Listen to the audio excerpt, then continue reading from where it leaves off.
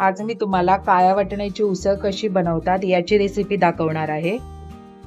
त्यासाठी इथे मी रात्री काळे वाटाणे भिजत ठेवलेले व सकाळी कुकरमध्ये उकडून घेतले।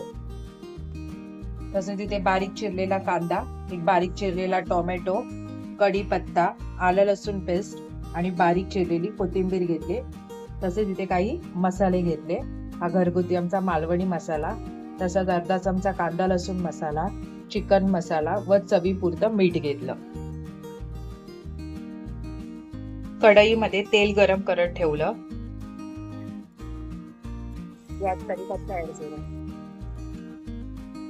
यात बारीक चिरलेला कांदा ऍड करते, यात थोडंसं मीठ ऍड करते,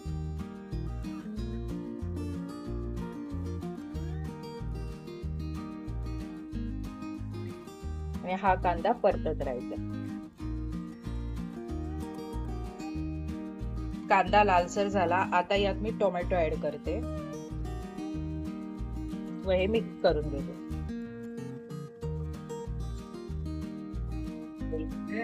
टोमॅटो मऊ झाला त्याचा मी यात 1-2 चमचा आलं लसूण पेस्ट ऍड करते।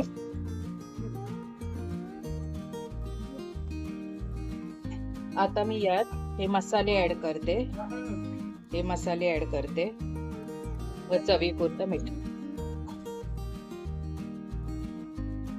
व हे मिक्स करून घ्यायचं।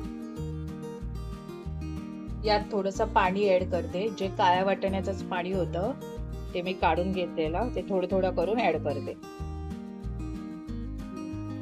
त्याला एक उकळी यायला देते।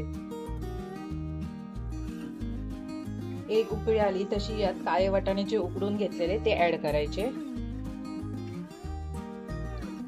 थोडे वाटाणे मी स्मॅश करून घेतलेले, ते स्मॅश केलेले वाटाणे यात मी ऍड करते अजून, आणि हे मिश्रण व्यवस्थित मिक्स करून घेते। यात थोडीशी वरून कोथिंबीर ऍड करते। काळ्या वाटाण्याची उसळ बनवून रेडी आहे।